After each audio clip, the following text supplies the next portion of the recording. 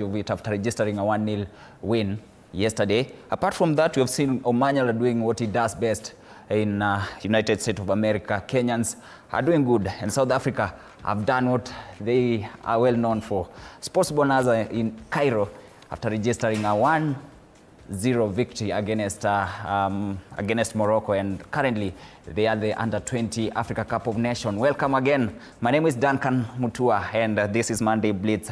And in the Monday Blitz, I'm not alone. I have a well-informed sports pundits. Speaking of sport pundits, we have Lawrence Omondi, a man who has traveled in in this world.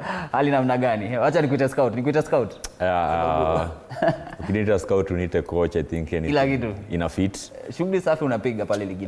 We are trying to push, tunapush vile tunaweza. Tunasukumana na vijana wa ligi ndogo, tunajaribu kuona venye wanaweza succeed. Na tumeona progress nyingi with some few players wenye wako national team wakiwa under 17 wakina Lukonde wakisign Spain, so ni shughuli imekuwa na product, so few are going like Luke wanaenda Levante, so me nasukuma as their coach and as their scout, so we see how they can develop in hizo countries wanasemanga zimesha develop in football like Spain, so nasukuma but all in all I'm really happy to be back. It has been a long since nikuwe kwa show, so I'm pleased to be back.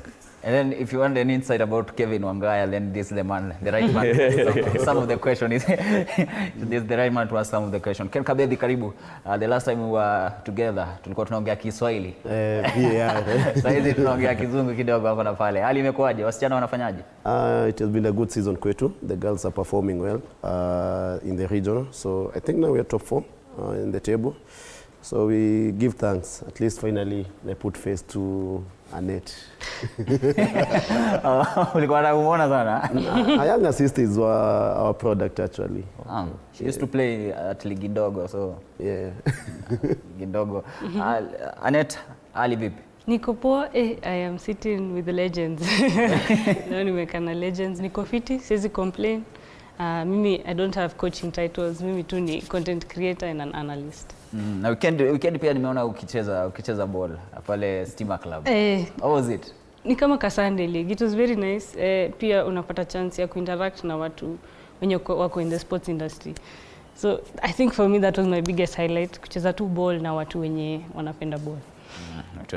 Speaking of interacting, you can also interact with us via our social media platform. Our WhatsApp number iko hapo chini. Unaweza tutumia ujumbe short message giving us your view of different matches that have already been played. Wewe unaonaje? Speaking of unaonaje, this week we also having Manchester United playing against Tottenham in the Europa League. And you know what Man United are saying?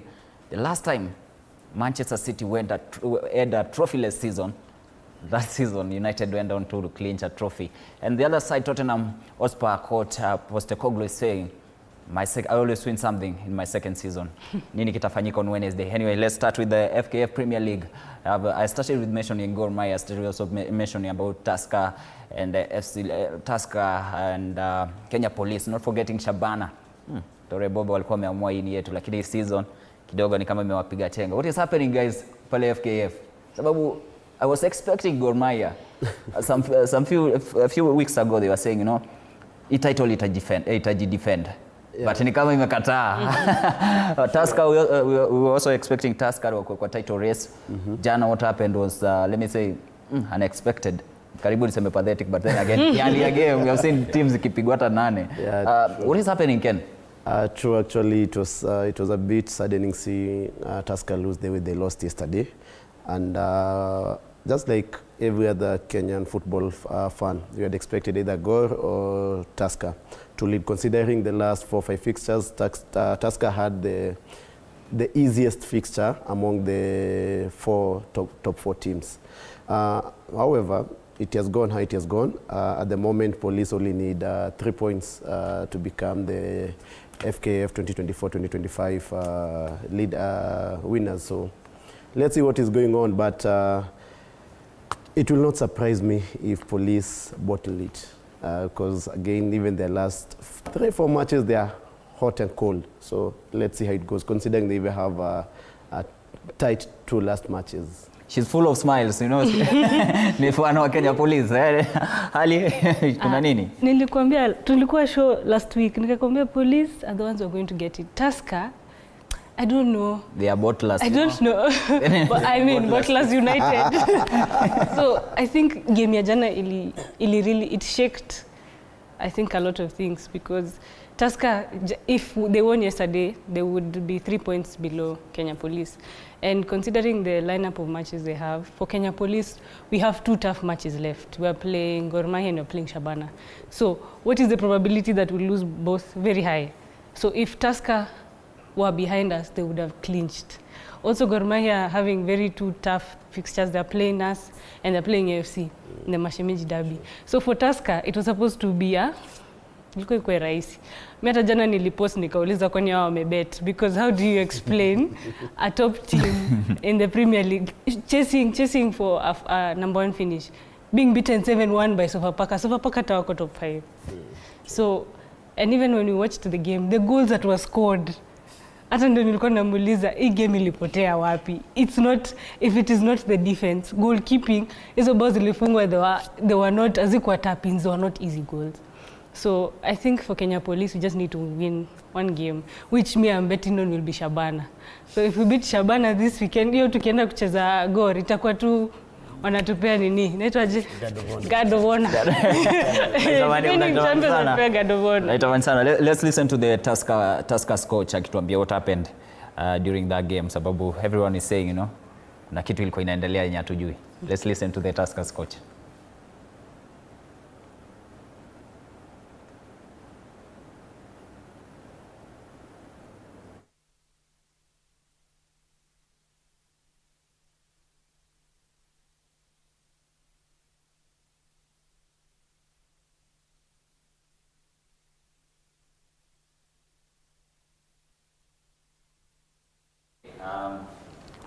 Table for Kenya Police currently 61 points, 6 points ahead of Tusker. I think speak about Gor, because Gor they had a very tough match. They had a very tough matches actually. When you compare playing a team that is fighting relegation, it's not easy because most of the time they won't attack. Yeah. They'll just sit back. The way Morangasil last over the weekend played, they just sat back and then they were not attacking much. So it's really hard to score against a team that is just sitting on their half, unless maybe you get these dead ball or free kicks and handball. But when you compare Gor playing against Morangasil, I knew that was going to be a tough match because Morangasil on a fight relegation.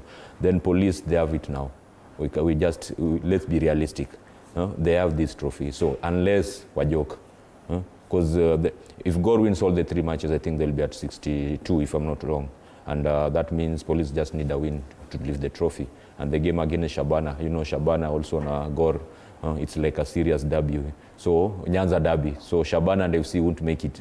Shabana won't make it easy for Gor to win, and FC, the Mashemeji derby, even FC and Gor, it won't be easy for Gor. So I think Shabana attender, they'll not give their best in this match, considering that they already secured their place, because you remember they just won. Were they first of all, before the season started, or even mid-season, were they title contenders? No.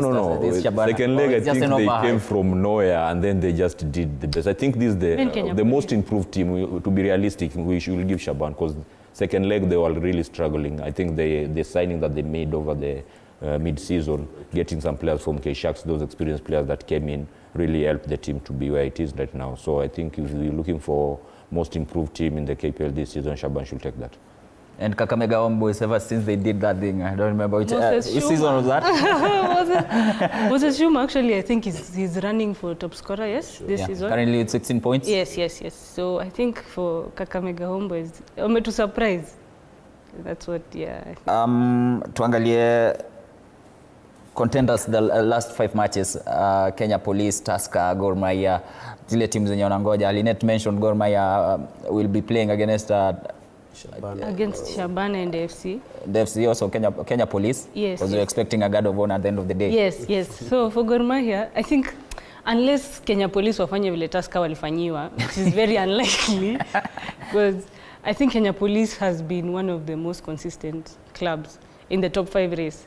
So I think hata tukienda in these games, especially Shabana having lost this weekend, as we're going into that race, Shabana already, unless wanataka tu kutukazia, we can be able to clinch the title in that game.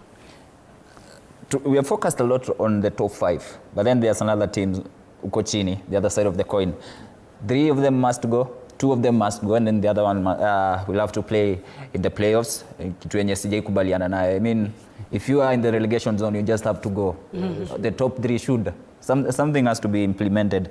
But Nairobi City Stars last season, the last 2 seasons walikuwa mahali, they were shining. This season currently sitting on the 19th position. Not 19th, 17th. Bidco United will be going down. Bidco United will be going down. And then there's other teams. Uko chini. Largely, I think maybe the bottom 3 teams, maybe they're there because of the financial press. Maybe apart from Murang'a Seal. For them, I just think they kind of liked the experience of the league, you know. The push to keep on pushing in the league and even maybe become league contenders.